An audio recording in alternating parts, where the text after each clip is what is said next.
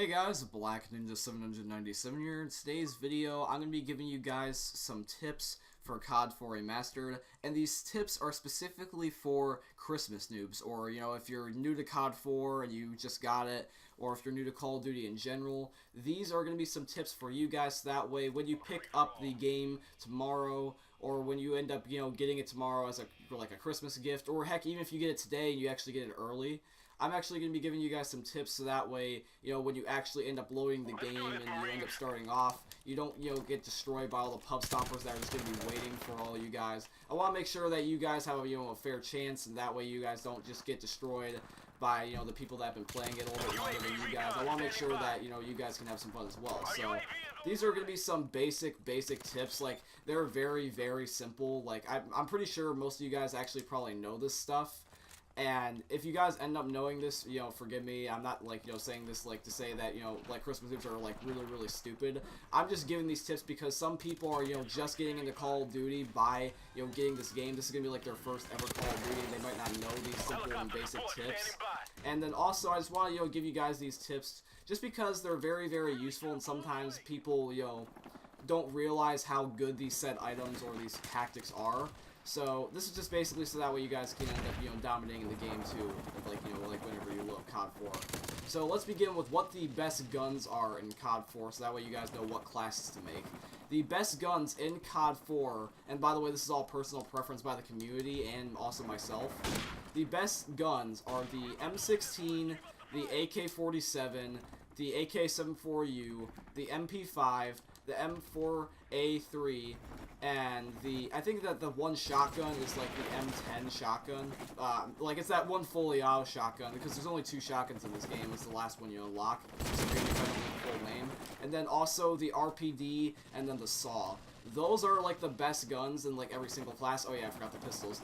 For the pistols, the best pistols, the Desert Eagle, but you can also still go off with the M9 and the M1911, but your best bet's the Deagle. So that's basically all the guns in CoD 4 that a lot of people use. And they all match personal preference. Like if you're more of a sniper or, more of an LMG player, you want to pick, the guns that I listed or something like that. And if you also want to, end up finding, what works for you, what I would do is I would just test a variety of things, rotate between gun classes and guns and just see what works. Because not all these guns will necessarily fit, your style, but it's just a recommendation. The best perks in the game, I'm going to be listing the blue ones first, which is the, first tier perks. The best perks that are, for you, that you're going to want to use for the blue perks is going to be either Claymores, RPGs, and Frag times 3.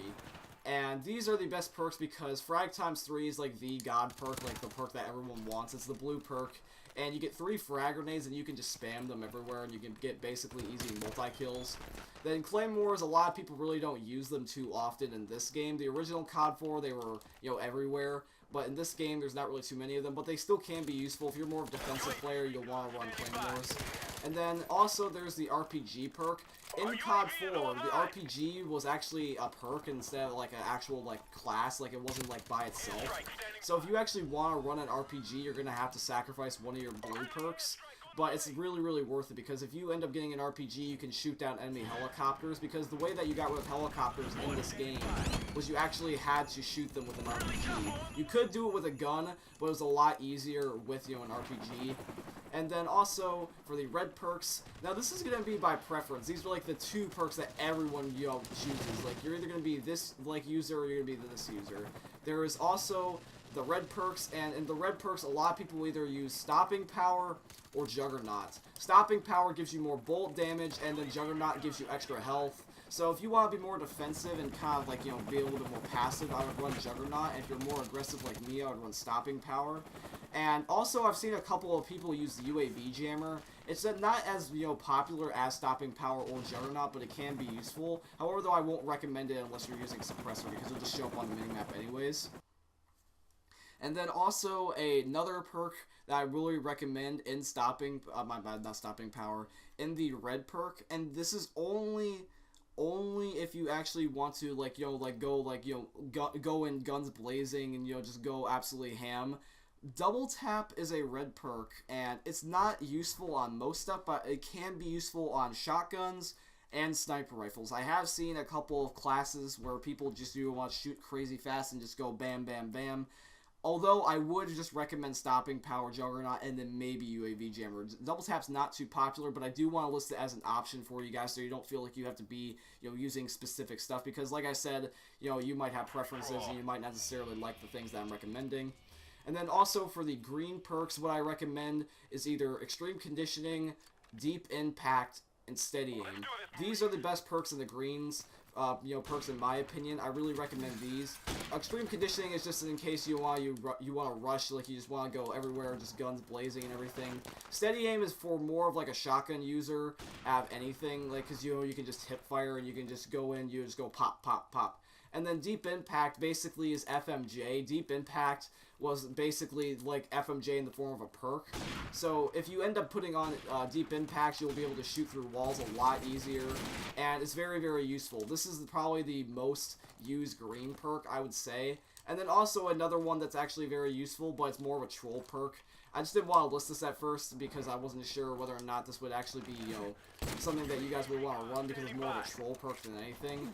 Martyrdom is also another good perk. It's especially good in, Kill Confirmed, because in Kill Confirmed, if you have to pick up, the enemy's tags to win, you're going to want to go for those tags. But if the enemies keep dropping, grenades out of their butts because they have Martyrdom, you're going to either die in the process of getting the tag, or you end up just, going to have to back up and you won't be able to pick up the tag before it despawns. So Martyrdom's good, but it's just more of a troll perk, so you might get a little bit, like of hate for using it, but it's just something I wanted to mention. And then, now that I've listed off all the guns and all the perks, I just want to list off a couple of strategies for you guys. So, if you're going to be playing CoD 4, one strategy that I really recommend the most is make sure that you end up using head glitches. Head glitches are probably the most important thing for any new player, because a lot of people, what they'll do is that they'll just go in guns blazing, and that's an okay thing. Like, I really don't mind if you guys go in guns blazing and immediately do that, but for newer players, you want to be not necessarily a camper, but a little bit more passive than what the current, player is. Because you don't want to, rush in not, knowing what your sensitivity you want is quite yet, or, what you want to be actually using on your class so far, or, just getting used to even, the controller. You might be, going over to a different console for the first time, too. So, you want to just get used to everything before you actually end up going guns blazing. So, therefore, you want to be able to control, your character a lot easier, and the best way to do that is be more passive. So, by that, I don't necessarily mean camp, but I mean, don't be afraid to, use, a head glitch, or don't be afraid to, be hiding in a building for only a temporary amount of time. Don't hide in the building the whole entire game, but, rotate, be strategic.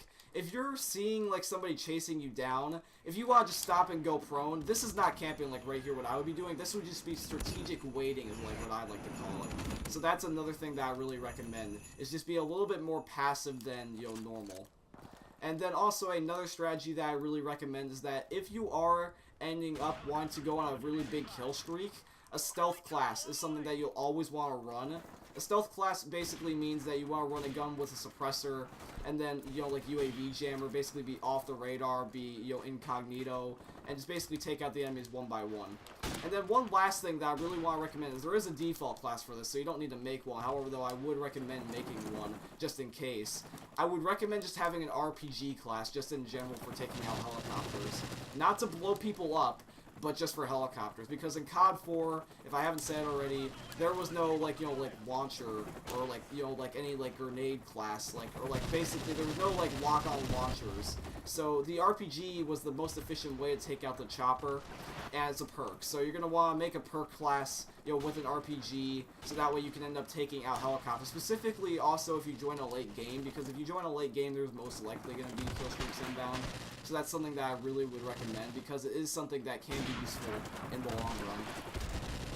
Then the last strategy that I could recommend for all of you guys is that when you play in this game, a lot of people will end up saying, go play Team Deathmatch, go play Team Deathmatch, just because that's where all, the new players go. Even though that's good, with the, the basic, way that Call of Duty's been going lately, with, the way that team bouncing has been going, eventually, when you get good enough, the game's gonna start putting you on teams where your teammates just absolutely suck. So for right now, I would say stay in team deathmatch just because, you know, that's the easiest, you know, game mode. That's the way that people start off. However, though, when you start feeling like you're getting a little bit better and you realize that your teammates are starting to do a little bit more worse because the game's giving you crappier teammates, I would switch over to free-for-all because basically that's just team deathmatch except by yourself. So you don't have to worry about your teammates, like, you know, holding you back. It's basically TDM except without the restriction of your teammates. So I really recommend staying in TDM for now, but then eventually try to switch over to free-for-all because it is your best bet at doing well and you don't have to worry about, you know, the enemies you know, just dominating you because your teammates keep feeding them kills. Because that's one thing that a lot of Call of Duty's been having lately is this team bouncing algorithm where, like, you die repeatedly just because your teammates keep feeding the enemy's kill streaks, and you want to make sure that you avoid that at all possible. So basically, guys, this is going to be today's video. I just wanted to give you guys some, you know, basic tips if you're, you know, new to Call of Duty, or if you're a Christmas noob, or if you're just picking up COD 4.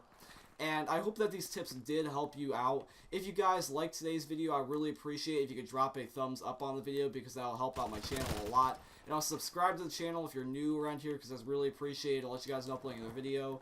Thanks so much for watching, guys. I hope you guys did enjoy the video, and I also hope you have a very safe, you know, Merry Christmas, Hanukkah, Kwanzaa. Just, you know, I hope you have happy holidays in general because today is Christmas Eve when I'm recording this video. And whether you're watching this on Christmas Eve or whether you're watching this on Christmas Day or, you know, like whatever day you're watching this, I just hope that these tips helped you guys out in general. And anyways, guys, like I said, this is going to be today's video, and I'm going to be signing off. Peace out.